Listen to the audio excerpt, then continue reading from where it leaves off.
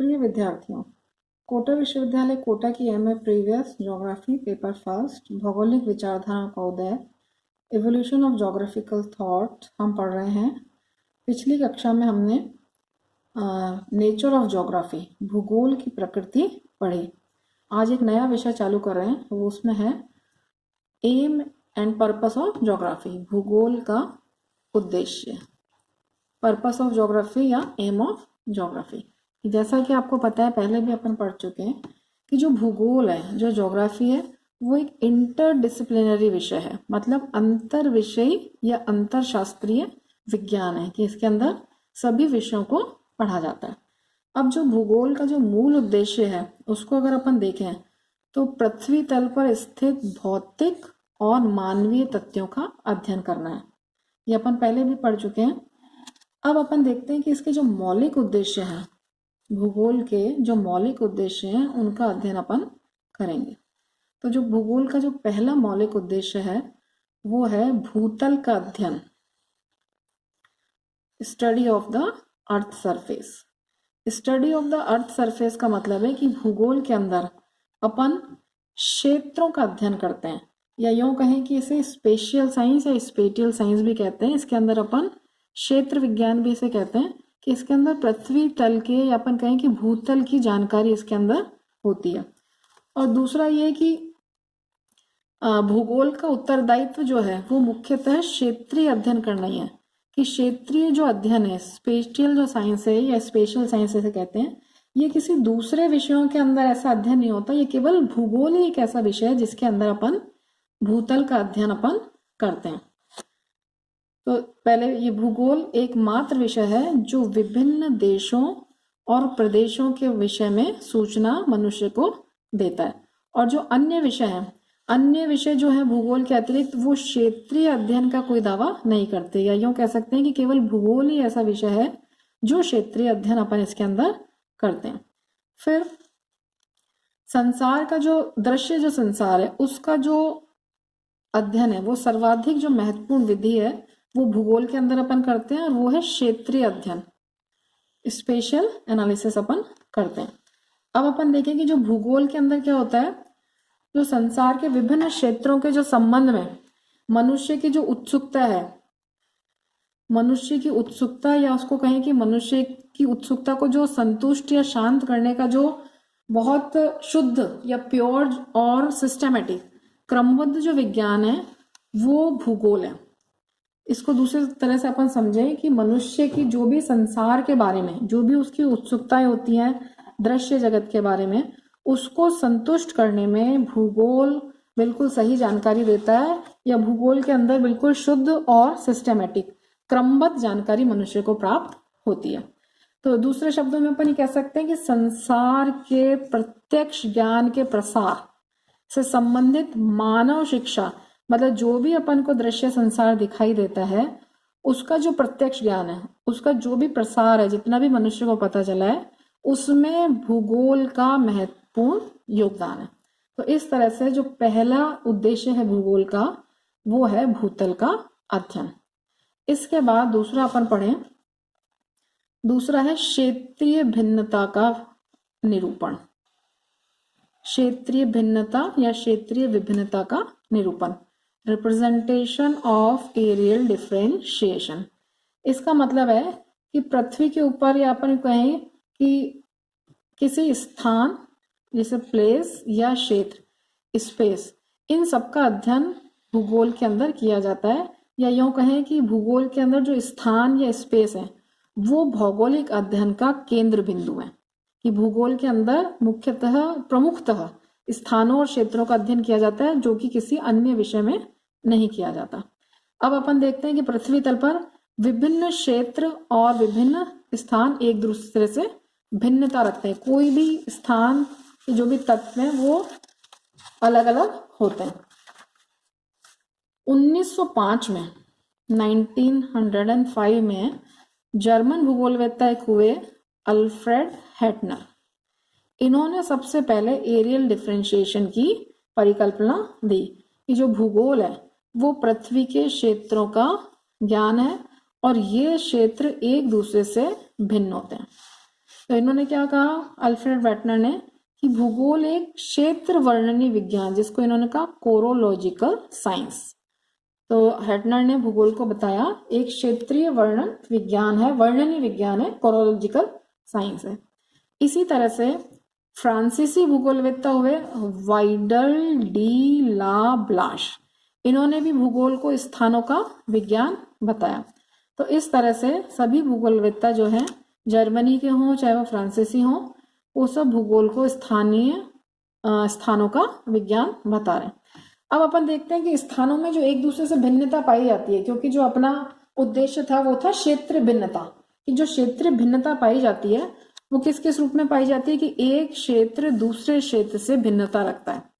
ठीक है, अब ये किस किस चीज में भिन्नता रखता है कि एक क्षेत्र दूसरे क्षेत्र से उच्चावच में भिन्नता रखता है, कहीं वहां के अपवाद तंत्र में भिन्नता पाई जाती है, जलवायु में भिन्नता है, वहां के शैल या मिट्टी में भिन्नता पाई जाती है, इसी तरह से वनस्पतियों में भिन्नता पाई जाती है, जनसंख्या, कृषि, उद्योग, यातायात, व्यापार, शासन प्रणाली आदि। तो एक क्षेत्र से दूसरे क्षेत्र में ये जितने भी अपन ने तत्व पढ़े इनमें भिन्नता पाई जाती है। अब इनमें भिन्नता क्यों पाई जाती है, ये सब भूगोल के उद्देश्य के अंदर सम्मिलित होता है और एक भूगोलवेत्ता इन सब का अध्ययन करता है। अब जो भूगोल का तीसरा उद्देश्य है वो है, जो भूगोल को पढ़ते हैं वो मानव ग्रह के रूप में पृथ्वी का अध्ययन इसके अंतर्गत किया जाता है। Study of earth as the home of man, मानव ग्रह के रूप में पृथ्वी का अध्ययन, मतलब भूगोल के अध्ययन क्षेत्र में भूतल के अंतर्गत पृथ्वी के केवल वो क्षेत्र समाहित किए जाते हैं जो मानव से प्रत्यक्ष रूप से संबंधित है। प्रत्यक्ष रूप से संबंधित है मतलब कि जहां पर मनुष्य रहता है। इसको अपन ऐसे समझ सकते हैं कि जैसे अंतरिक्ष विज्ञान है, वो एस्ट्रोनॉमी, उसका अध्ययन एस्ट्रोनॉमी में किया जाता है, आकाशीय पिंडों का या आकाश का, उसका अपन भूगोल के अंदर इतना अध्ययन नहीं करते हैं। इसी तरह से जो पृथ्वी का केंद्र बिंदु है, भूगर्भ है, उसका अध्ययन जियोलॉजी में किया जाता है, भूगर्भ शास्त्र में, उसका अपन इतना डिटेल में अध्ययन भूगोल में नहीं करते। तो भूगोल के अंदर अपन केवल वही वहीं तक सम्मिलित होते हैं जो कि मानव से प्रत्यक्ष रूप से संबंधित है। इसी तरह से विभिन्न प्रकार की जो भौगोलिक सूचनाएं जो मानव को लाभ पहुंचाने तथा उसके ज्ञान वृद्धि और अंततः जनहित या मानव कल्याण के लिए एकत्र की जाती हैं, उन सबका अध्ययन भूगोल के अंदर किया जाता है। तो अगर मोटे रूप में अपन ये कह सकते हैं कि जो भूगोल का जो उद्देश्य है वो मानव से संबंध भू क्षेत्र की व्याख्या करना है। तो ये अपना तीसरा पॉइंट हुआ, मानव ग्रह के रूप में पृथ्वी का अध्ययन। उसके बाद चौथा है मानव पर्यावरण संबंध का विश्लेषण करना। मानव और पर्यावरण मतलब analysis of man environment relationship या रिलेशन, मानव पर्यावरण संबंध का विश्लेषण करना। कि भूतल पर, जैसा कि आपको पता है कि भूतल पर 3 प्रकार के तथ्य पाए जाते हैं, भौतिक, जैविक और मानवीय। इन सब के अंदर पारस्परिक संबंध होता है। और फिर अपन कहें कि पर्यावरण किसे कहते हैं कि वे दशाएं जो मनुष्य के चारों ओर व्याप्त होती हैं और मनुष्य को प्रभावित करती हैं, उसे कहते हैं पर्यावरण। तो भूगोल के अंदर मनुष्य या यूं कहें कि मानव पर्यावरण के बीच में संबंध का विश्लेषण किया जाता है। ये मैं आपको अभी यहाँ डिटेल में समझाती हूँ। अब अपन देखते हैं कि जो कोई व्यक्ति है या मानव समुदाय है वो पर्यावरण से प्रभावित हुए बिना नहीं रह सकता, या यूं कहते हैं कि मनुष्य या मानव पर्यावरण से प्रभावित होता है। अब पर्यावरण का प्रभाव मनुष्य के किन किन चीजों में स्पष्ट रूप से दृष्टिगोचर होता है? मनुष्य के स्वास्थ्य में होता है, उसकी कार्यक्षमता में होता है, उसके व्यवसाय में, भोजन, उसके पोशाक में, वस्त्रों में कह सकते हैं, उसकी आदतों में, उसके व्यवहार में और उसकी संस्कृति में। तो इन सब तत्वों, ये जितने भी तत्व हैं मनुष्य के, वो सब पर्यावरण से प्रभावित होते हैं। और दूसरी तरफ अपन बात करें कि मनुष्य ने भी, वर्तमान मानव ने भी अपनी कला, अपनी कौशल, तकनीक, टेक्नोलॉजी और आवश्यकता तथा उसकी अभिरुचि, रुचियों के अनुसार उसने क्या किया? पर्यावरण दशाओं में यथासंभव परिवर्तन किया है। तो एक तरफ तो अपन देखें कि पर्यावरण से मनुष्य प्रभावित हो रहा है, उसके ये सारे तत्व पर्यावरण से प्रभावित हो रहे हैं, और दूसरी तरफ मनुष्य ने अपनी कौशल, तकनीक, टेक्नोलॉजी से, अपनी आवश्यकता से या अपनी अभिरुचि से पर्यावरणीय दशाओं को भी परिवर्तित किया है। अब पर्यावरणीय दशाओं को जो परिवर्तित किया है, तो पृथ्वी तल पर जो आज अपन को ग्रह है, मकान है, नगर है, उद्योग, ग्राम है या खेत है, सड़क, रेल मार्ग, कारखाने, नहरें, पुल या बांध आदि, ये सब किसका परिणाम है? ये सब पर्यावरणीय दशाओं में परिवर्तन किया है मनुष्य ने। तो इसको अपन कह सकते हैं कि मानव द्वारा प्राकृतिक पर्यावरण में परिवर्तन। अब इसे क्या कहते हैं? जो परिवर्तन आया इन सब को कहते हैं सांस्कृतिक भूदृश्य। मनुष्य ने जो परिवर्तन करके नगर बनाए, उद्योग या ग्राम बनाए, रेल, सड़क मार्ग या कारखाने, ये सब जो परिदृश्य कहलाता है वो कहलाता है सांस्कृतिक भूदृश्य, कल्चरल लैंडस्केप। तो इस तरह से अपन कह सकते हैं कि जो मानव पर्यावरण के जो मध्य स्थापित इन्हीं पारस्परिक संबंधों की जो व्याख्या है वो भूगोल का लक्ष्य है या भूगोल का उद्देश्य है कि मनुष्य और पर्यावरण के बीच में किस तरह के संबंध पाए जाते हैं। इन सब की व्याख्या करना ही भूगोल का उद्देश्य है। अब ये हो गए 4। इसके बाद 5वां है संसाधनों का अध्ययन, स्टडी ऑफ रिसोर्सेस। अब अपन देखें कि रिसोर्सेस क्या होते हैं या रिसोर्सेस कितने प्रकार के होते हैं। तो सबसे पहले तो अपन देखें कि संसाधन किसे कहते हैं, कि पर्यावरण के उस तत्व को संसाधन कहते हैं जो किसी भी रूप में मानव के लिए उपयोगी है।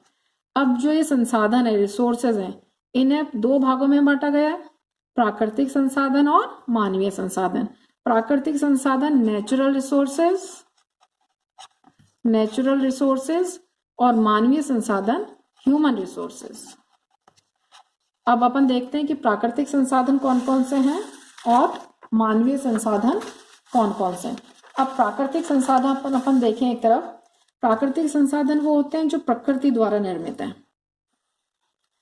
ये प्राकृतिक संसाधन कहलाते हैं। जैसे स्थल रूप है, शैल या अपन कहें कि मृदा है या चट्टान है, खनिज है, नदी, झील, सागर, जीव जंतु, प्राकृतिक वनस्पति, ये सब प्रकृति द्वारा निर्मित है, इसलिए इन्हें प्राकृतिक संसाधन कहते हैं। दूसरे हैं मनुष्य द्वारा रूपांतरित संसाधन, ये कहलाते हैं मानवीय संसाधन। इनके अंतर्गत सम्मिलित है जनसंख्या, कृषि उपज, पालतू पशु, बागवानी, खेत, खलिहान, सड़क, गृह, नगर, ग्राम, परिवहन के साधन, कारखाने आदि। तो ये 2 तरह के संसाधन हुए, प्रकृति द्वारा निर्मित प्राकृतिक संसाधन और दूसरा मनुष्य द्वारा रूपांतरित संसाधन या यूं कह सकते हैं मानवीय संसाधन। अब बात आती है कि किसी भी प्रदेश के जो संसाधन है, किसी प्रदेश के जो संपूर्ण संसाधनों का जो मूल्यांकन करना और उनका संपोषणीय विकास मतलब सस्टेनेबल डेवलपमेंट करना, ये वर्तमान काल में भूगोलवेत्ता का प्रमुख उद्देश्य है या यूं कह सकते हैं कि भूगोलवेत्ता का परम कार्य है या उसका परम कर्तव्य है कि किस तरह से संसाधनों का उपयोग करके उस क्षेत्र का सस्टेनेबल डेवलपमेंट हो। सस्टेनेबल डेवलपमेंट का मतलब होता है कि किसी प्रदेश के संसाधनों का अनुकूलतम उपयोग इस प्रकार से किया जाए या यूं कहें कि इस प्रकार से किए जाने पर बल दिया जाता है कि उनकी जो उपस्थिति है संसाधनों की, वो भविष्य में भी बनी रहे और साथ ही पर्यावरण का संरक्षण भी हो सके। मतलब ऐसा नहीं है कि संसाधनों को अपन वर्तमान में उपयोग करके पूरा खत्म कर दें और बाद के भविष्य के लिए कुछ नहीं छोड़ें। तो उनकी जो उपस्थिति है संसाधनों की, वो भविष्य में भी बनी रहे और पर्यावरण का संरक्षण भी हो सके। तो ये हुआ चौथा उद्देश्य, जिसके अंदर संसाधनों का अध्ययन भूगोलवेत्ता करते हैं। अब जो भूगोल का छठा जो उद्देश्य है या उसका जो लक्ष्य है, एम है, वो सबसे इंपॉर्टेंट है, वो है मानव कल्याण या लोकहित। अपन देखें किसी भी विषय का जो मूल उद्देश्य है अंततः जाकर वो मानव कल्याण है या लोकहित, ह्यूमन वेलफेयर और पब्लिक गुड। कि भूगोल का जो मुख्य उद्देश्य है, अगर अपन भूगोल की बात कर रहे हैं तो भूगोल का जो उद्देश्य है, मुख्य उद्देश्य है, वो है मानव कल्याण।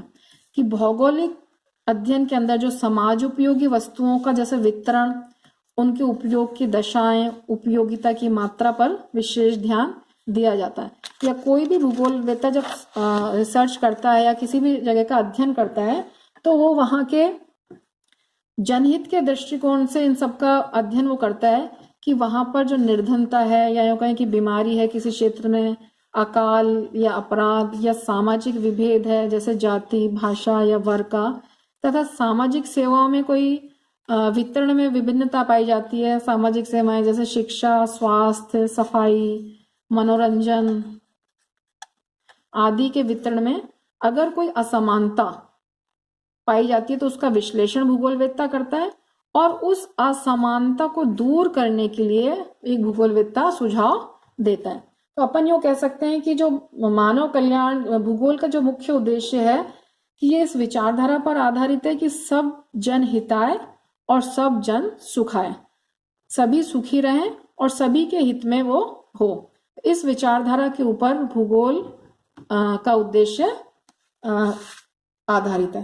तो इस तरह से आज हमने देखा कि जो भूगोल के उद्देश्य हैं उनका अपन ने अध्ययन किया। तो वापस अपन देखें सबसे पहले कि भूगोल के जो मौलिक उद्देश्य हैं, सबसे पहला भूतल का अध्ययन है, दूसरा भूगोल का उद्देश्य क्षेत्रीय भिन्नता का निरूपण है, रिप्रेजेंटेशन ऑफ एरियल डिफरेंशिएशन, तीसरा मानव ग्रह के रूप में पृथ्वी का अध्ययन है, study of earth as the home of man, चौथा मानव पर्यावरण संबंध का विश्लेषण, पांचवा संसाधनों का अध्ययन, स्टडी ऑफ रिसोर्सेस, और छठा मानव कल्याण। तो ये हुए मानव भूगोल के उद्देश्य। ये आज हमने पढ़े भूगोल, पर्पस ऑफ ज्योग्राफी या aim of geography. Next class में नेक्स्ट टॉपिक चालू करेंगे। Thank you.